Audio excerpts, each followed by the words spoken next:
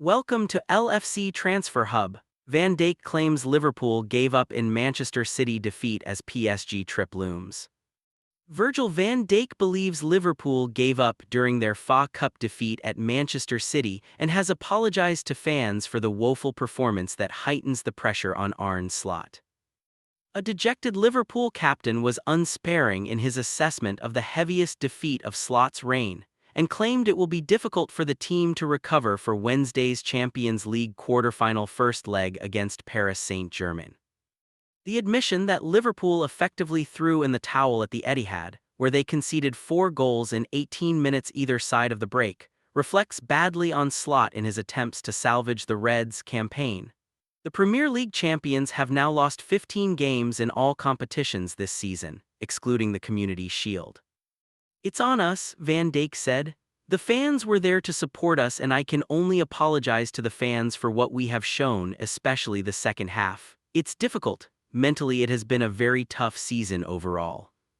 You come out of the dressing room with the right intentions to score and make it 2-1 and change the game, but the opposite happened, and then to come back from 3-0 is obviously very difficult here. But also you shouldn't give up, and that's maybe what happened at a certain point. Our second half, the intensity we didn't match, the challenges we didn't win, it was tough. To lose then 4-0 is tough." Van Dijk conceded the penalty that turned the FA Cup quarterfinal in the 37th minute, the fourth spot kick he has personally conceded this season, having given away 4 in his previous 319 appearances for Liverpool, and admitted the team let down Slot and the supporters with their subsequent collapse. On Slot, he added, "It's a together thing, isn't it? Obviously he's responsible as the manager, but we are the ones on the pitch that have to do it. I've been repeating myself too many times. We let our fans down. We let ourselves down in the manager, but we let our fans down. Up until the penalty, maybe not, but the way we played, especially in the second half, that must hurt for everyone. It definitely hurts me. So the focus is now on Paris away, but it's tough. It will be a tough Sunday to digest it." Van Dijk was too despondent following the FA Cup defeat to issue a defiant message for the trip to Paris. He said it would be very difficult for Liverpool to lift themselves at Parc des Princes. But we have a responsibility not only to ourselves but especially to the fans, and if we want to make something out of this season, we have to try and do something special in the next 3 games. In another worrying sign for Slot, Van Dijk claimed the togetherness that has been the hallmark of his time at Liverpool is currently lacking in a team that was overhauled last summer. "Their quality is there," the Liverpool captain insisted. "I've been lucky enough to play for Liverpool for so many years, and the main thing always was the togetherness. Now obviously we are in a little bit of a transition, so we have to find it. It's still difficult to then perform every 3 days if we don't have it consistently, if you know what I mean. The togetherness on the pitch to show it for 90+ minutes every 3 or 4 days, that is difficult." Second news is Arne Slot's shot at redemption fades away after showreel of embarrassments. Budapest or bust it is then for Liverpool's hopes of silverware this season, and quite possibly Arne Slot's prospects of remaining in his job. Although thoughts of this team reaching a Champions League final appear ludicrous in light of their gutless exit from the FA Cup. A pity whistle on 90.04 from the referee, Michael Oliver, sounded an appropriate death knell for a pitiful performance by the fatting Premier League champions. So much for a shot at redemption for Liverpool and Slot, as a defining period of 5 matches in 16 days commenced in humiliating fashion. No fight, no character, and, unforgivably, precious little effort for the 20 minutes when Manchester City ran riot either side of the interval resulted in the heaviest defeat of Slot's Liverpool reign. The pressure on the head coach rises again. A visit to the reigning European champions, Paris Saint-Germain, in the first leg of the Champions League quarter-finals on Wednesday threatens to turn the screw tighter. Liverpool will do well to keep the contest alive for the return at Anfield on this evidence. Inevitably, the spotlight intensifies on Slot, but what of a group of players, recipients of the highest wage bill in the Premier League last season, who effectively surrendered here on Saturday? "The fighting spirit wasn't there enough, the mentality wasn't there enough," said Dominic Szoboszlai. "None of us were there as much as we could." A damning self-assessment. Liverpool produced a showreel of embarrassments in the first of their 2 quarterfinals. All 4 City's goals were characterized by woeful defending.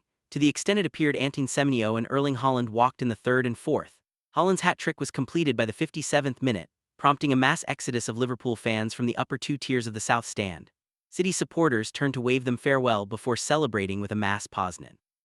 There was Mohamed Salah's failure to convert a penalty. His wasteful performance reflected his fatting powers. Where was the noise when Liverpool were awarded the penalty for Matthias Nunn's trip on Hugo Ekitike? There was none. Oliver's decision was met with a silent shrug by the home crowd. It was the 63rd minute and City's place in the semi-final was already a formality. There was the sight of Ekitike swapping shirts with his France teammate and City playmaker Ryan Cherki shortly after he was substituted in the 68th minute. The lack of fight, the lack of leadership, captured in one gesture. Earlier, and less than 2 minutes after Semenyo had chipped home City's third, Cherki had strolled past Ekitike and Milos Kerkez to present the former Bournemouth striker with another chance inside the area. The Liverpool pair barely broke stride in their attempts to stop him. Liverpool's efforts were unfathomable, especially considering there had been some encouraging signs until Virgil van Dijk dragged his leg into the back of Nico O'Reilly's ankles to concede a clear penalty in the 37th minute. It was the fourth penalty Liverpool's struggling, overworked captain has conceded in 46 appearances this season. He had conceded 4 in his previous 319 appearances for the club. Liverpool's front line had stretched City with Ekitike stationed on the left, Salah drifting inside, Florian Wirtz given license to roam and Szoboszlai advancing at every opportunity. But James Trafford, City's cupkeeper, was not seriously tested in the first half and the openings that did arise were squandered by Salah and Ekitike.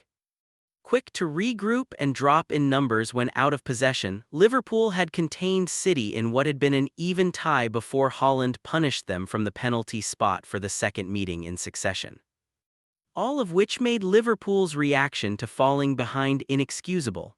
The nature of the subsequent collapse was disgraceful, Slot's worst nightmare writ large in a competition that offered a chance to salvage a season of decline.